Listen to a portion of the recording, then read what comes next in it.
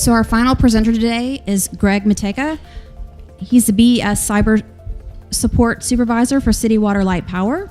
He spent his career serving as an IT and bulk electric system cybersecurity expert for City Water Light Power, which is a division of the City of Springfield, the largest municipally owned electric system in Illinois, and is is in the top 40 of the nation's 2,000 plus community-owned not-for-profit electric utilities.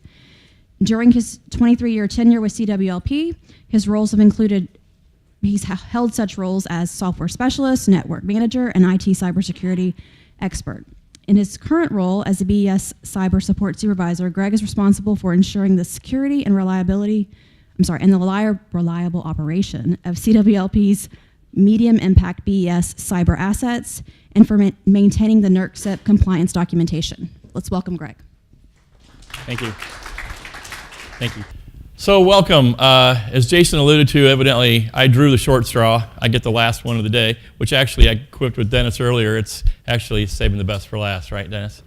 So I'll try to, make this as interesting as I possibly can. I'm here because I do believe that we found a solution that really helped us, and when I was invited to come and speak about it, I jumped on the opportunity.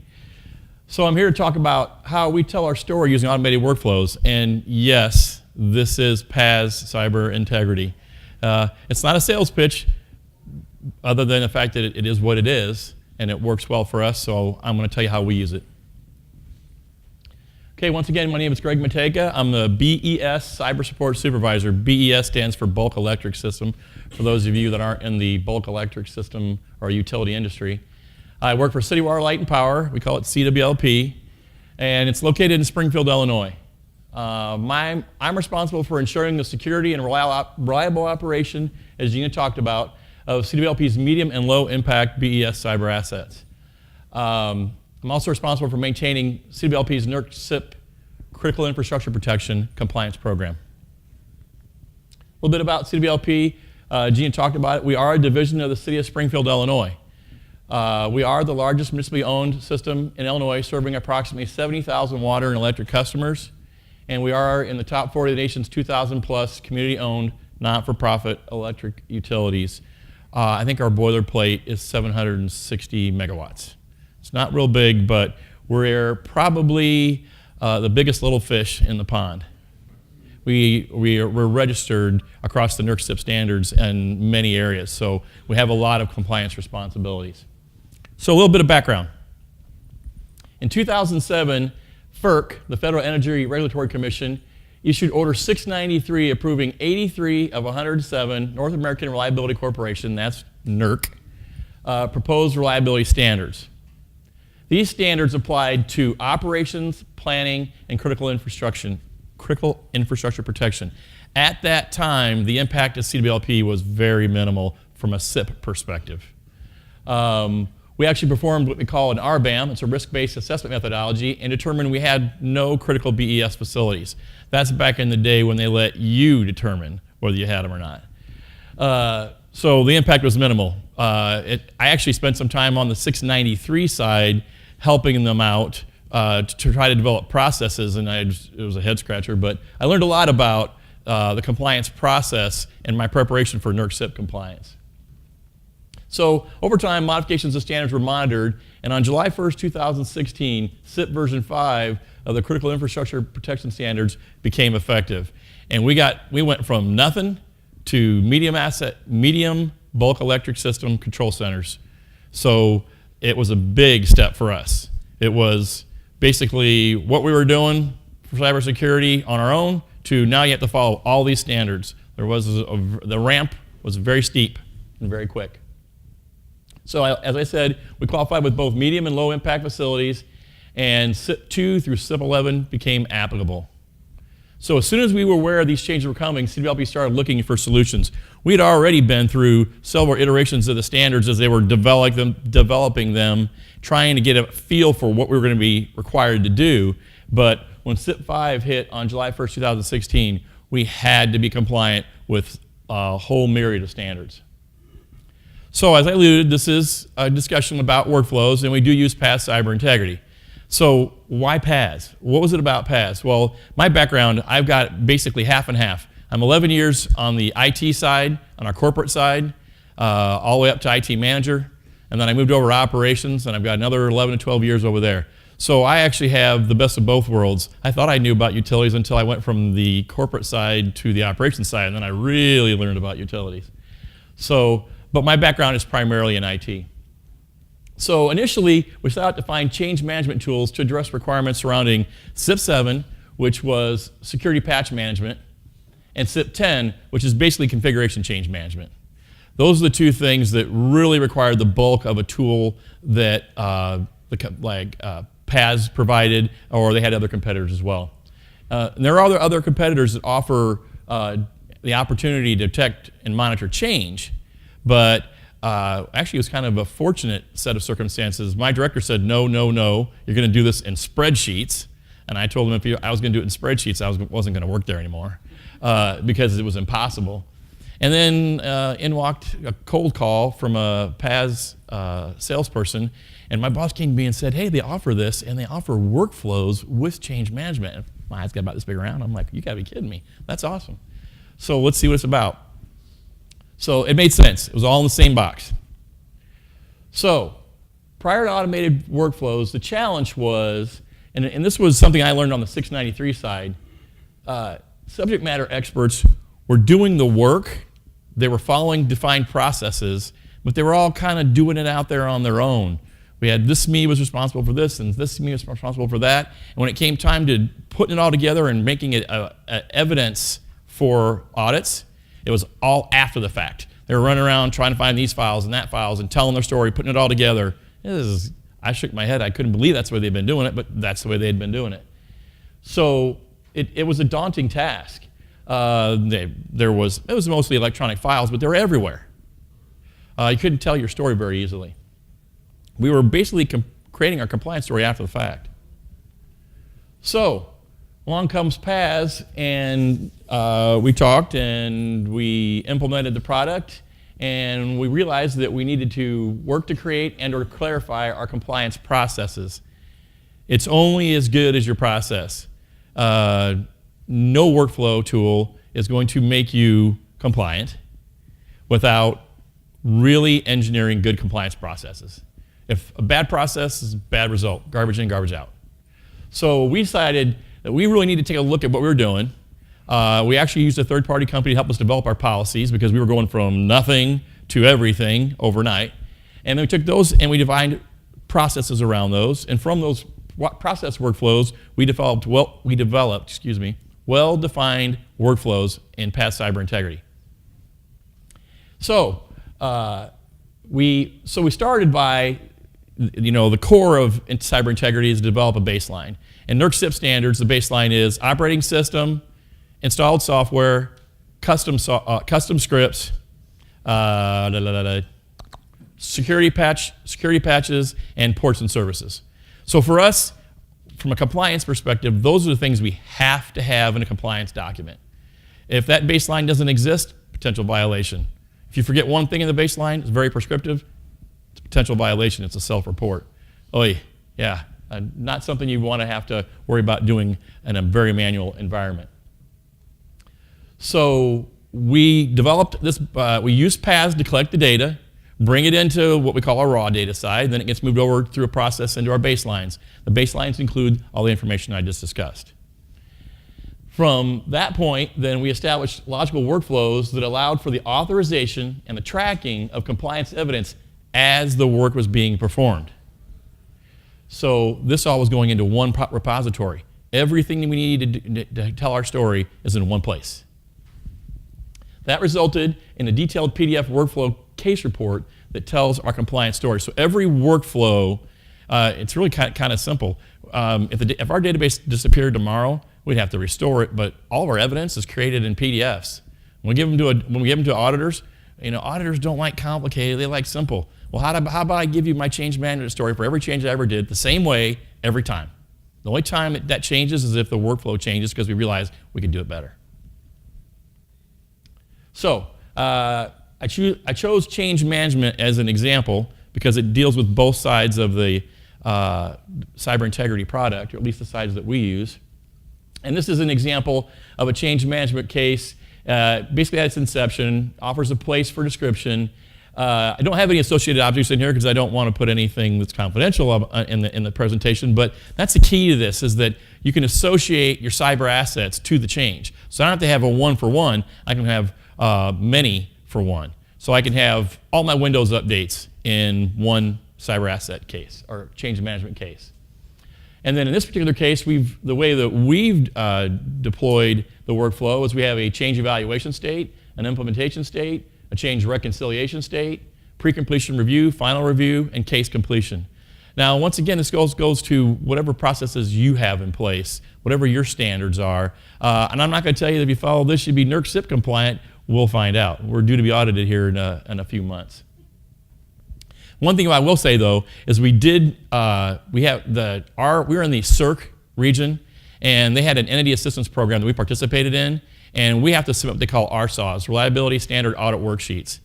We submitted RSAW for patch management for CIP 7, and they came back and said, "Wow, who did this, and where did they get their training?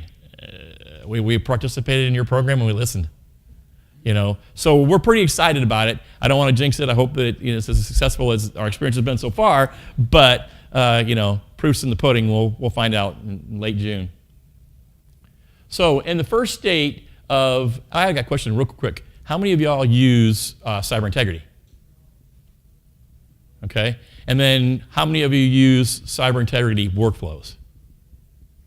Okay, gives me some idea. So basically, in the workflows, you have states. In this first state for a change request, it's completed by the requester and submitted for approval. It describes the request, the type of baseline change, if the change is automatically detected by PAS or manually entered. As much as I'd like for PAS to be able to inventory every single piece of equipment that we own, they're not there, and I don't know that anybody that is. I know that competitors try, but at the end of the day, you're spending a lot of money developing scripts to try to get the information you need out of the systems. So what PAS offers, which is kind of nice, is one place to put all the data. If you have manual data, you can put it in the same database. You put it in the same asset hierarchy. It's treated just like everything else. It's just manually collected versus automated. This particular form is basically what it boils down to, allows for if the change is an emergency change. So if I have a SME who says, I can't get approval, I can get this done, he commits it, submits it, says it's emergency, and goes ahead and does the work. As a medium, we're allowed to do that. As a high, you have to get approval first. So it has a proposed implementation date, which security controls may be impacted by the change. This is a requirement of the standard. We actually talked to another entity that had an audit, and this one here is kind of, it's up to interpretation. How do you evaluate security controls? Anybody have an idea what you would do? I don't know. I made a mental decision, I went through a checklist, and I checked which things I think could be impacted. To me, that's an evaluation. We'll find out in an audit. I don't know. And then it's signed by the SME, which is one of the things I like about the workflows. You're logged in as you. When you sign it, it signs as you. It becomes a part of the record. Okay? And then it's transitioned to the approver. Okay, second state, change implementation. This offers a section for change amendments. What we figured out is once you submit that, if you go, oh, you know what? This particular Microsoft change also requires a .NET change. I don't want to submit another change request. We give the SME the authority to go ahead and add amendments, and that goes through enough approval processes that it's checked and balanced throughout the process either way. Okay?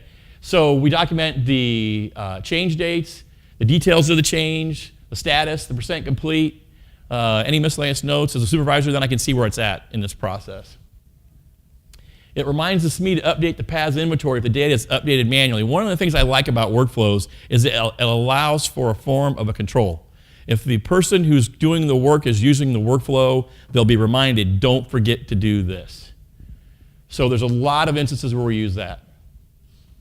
If we decide we don't want to put the security patch on our system, we have to have a mitigation plan. So we built mitigation plans straight into the change management workflow. We can attach the mitigation plan here, and then we can monitor that mitigation plan and use the same change management workflow to document that.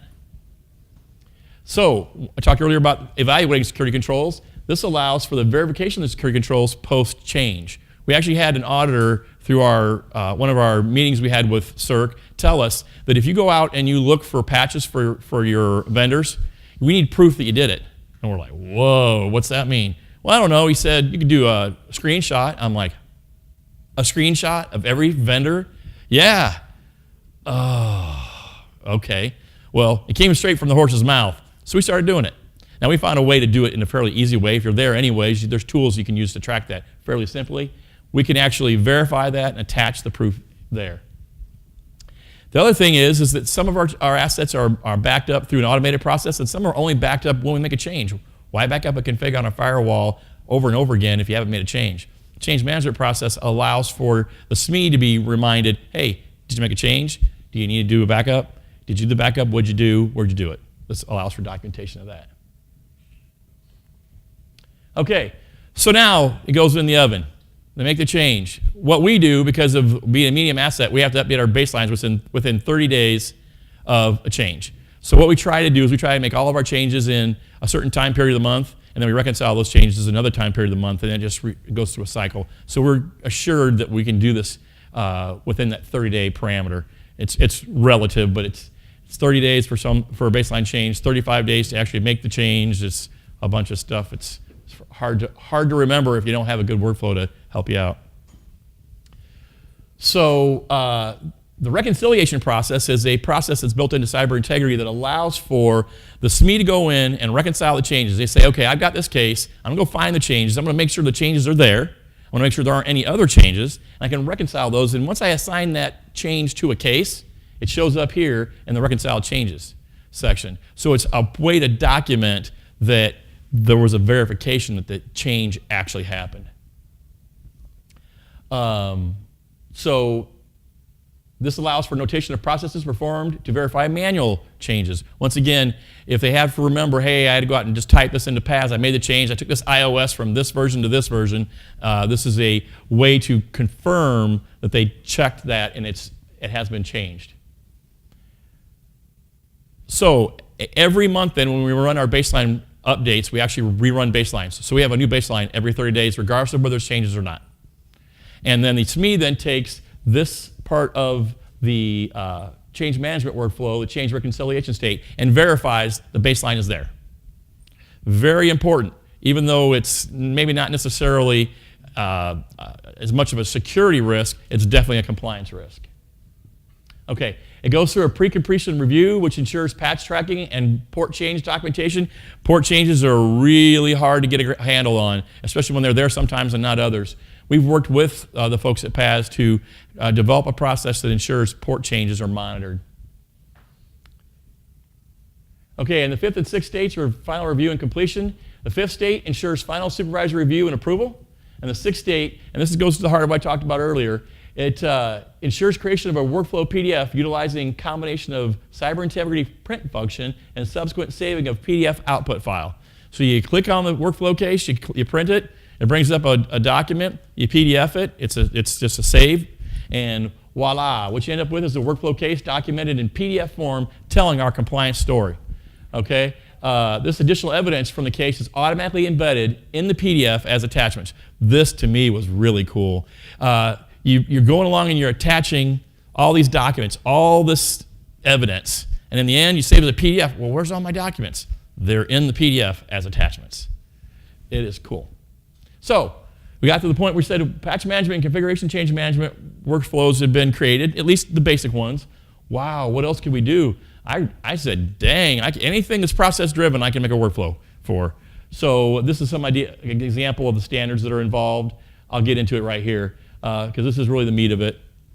This is where I think one of the biggest selling points for the tool is. I'm a true believer in workflows, and they do a pretty good job of giving me the ability to create them. We're required to do annual access and